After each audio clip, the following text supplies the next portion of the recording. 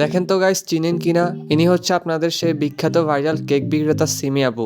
তো আসেন আপনাদেরকে পুরো কাহিনীটা একদম শুরু থেকেই বলি। তো এই ঘটনাটা আজ থেকে আরো 2-2.5 মাস আগের। আমরা কিছু ফ্রেন্ডস মিলে হঠাৎ করেই কোনো প্ল্যান ছাড়া চলে গিয়েছিলাম আগারগাঁওয়ের সেই ভাইরাল কেক পট্টিতে। আসলে আমি ভাবলাম যে সোশ্যাল মিডিয়ার মধ্যে যে প্লেসটা এত বেশি ভাইরাল, এত ফেমাস, আমি সামনাসামনি নিজের চোখে সেই জায়গাটা একবার দেখবো না, তা কি কখনো হয়?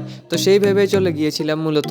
আর সেইখানে যাওয়ার পরে গাইজ আমি পুরো একদম অবাক হয়ে যাই। অর্থাৎ কাস্টমারের থেকেও যেন কেকের দোকান বেশি। পুরো রাস্তা ব্লক করে তারা একদম রাস্তার এই মাথা থেকে ওই মাথা পর্যন্ত স্টল দিয়ে রাখছে সবাই। এটার লোকেশন হচ্ছে আগারগাঁও নির্বাচনী অফিসের ঠিক পাশের রাস্তায়, এবং এটা মেট্রো রেল থেকেও যথেষ্ট পরিমাণ কাছে, হেঁটে হেঁটেই আসা যায়। তো হাঁটাহাঁটির এক পর্যায়ে আমি দেখলাম যে একটা জায়গার মধ্যে প্রচন্ড পরিমাণ মানুষ, অনেক বেশি ভিড়। তো আমি ভাবলাম যে এখানে আবার কি হয়েছে, কোনো সার্কাস খেলা চলতেছে কিনা। তো যাওয়ার পর আমি সেটা দেখলাম গাইজ, আপনারা দেখেন। ওই যে রিসেন্টলি কেক বিক্রি করে একজন মহিলা অনেক ভাইরাল হয়েছিল, মেবি সিমি নাম, আমি শিওর বলতে পারবো না।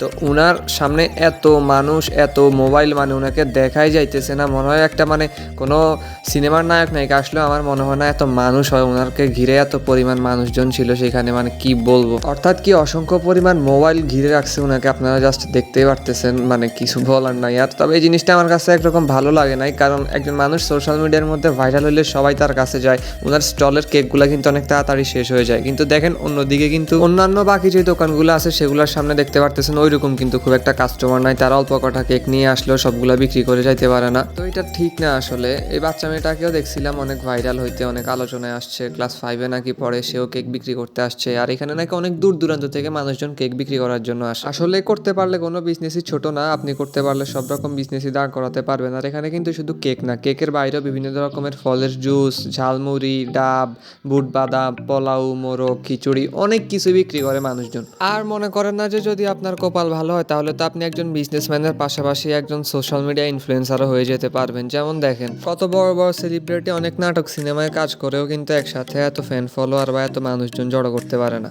শুধু যে খাবার দাবারের দোকান রয়েছে এমনটা কিন্তু নয়, ওইখানে কিন্তু আরো অনেক রকম জিনিসপত্র পাওয়া যায়, আপনারা গেলে দেখতে পারবেন। যেমন ধরেন না যে ছেলে মেয়েদের বিভিন্ন ধরনের জামা কাপড়, ছোট কিংবা বড় সকলেরই অনেক ধরনের জামা কাপড় সেখানে পাওয়া যায়। এছাড়াও দৈনন্দিন ইউজ করার মতো অনেক জিনিস, বাচ্চাদের খেলনা, অ্যাক্সেসরিজ, অনেক কিছু এখানে আপনারা পেয়ে যাবেন। তো এই ছিল আর কি আমাদের সেদিনকার সন্ধ্যার একটা এক্সপিরিয়েন্স, যেটা আপনাদের সাথে আজকে শেয়ার করলাম। তো ভিডিওটা যারা দেখেছেন তারা অবশ্যই একটি লাইক করে দিবেন এবং চ্যানেলে নতুন হলে সাবস্ক্রাইব করে দিবেন। ধন্যবাদ।